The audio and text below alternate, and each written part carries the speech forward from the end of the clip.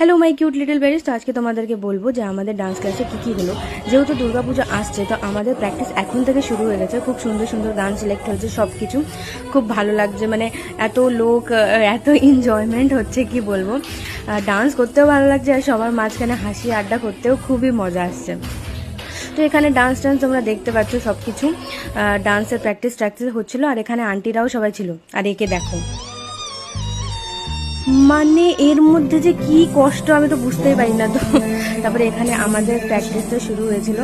তারপর এখানে দেখো আমাদের ডান্স করতে করতে মানে আবার একে কি হয়ে যায় দেখো, আমার বোনকে। মানে এটা কি থেকে থেকে এদের কি হয় আমি বুঝতেই পারি না। তারপর এখানে আমাদের একটা স্টেপ করে মানে দিদি শেখাচ্ছিল কি কোন স্টেপটা কোনটার পরে আসবে। তো দেখো, মানে এ নিজেরই দুনিয়ায় থাকে। তারপরে এত মানে আজীব স্টেপ ছিল। অবশ্য একটু কষ্ট হচ্ছিল, বাট ইটস ওকে, কোনো ব্যাপার না। সব স্টেপ কন্ট্রোল করার পর এখানে আমাদের একটা দাদা ছিল, খুবই ডিস্টার্ব করছিল আমাদের। তারপর লাস্টের ডান্সটা দিদি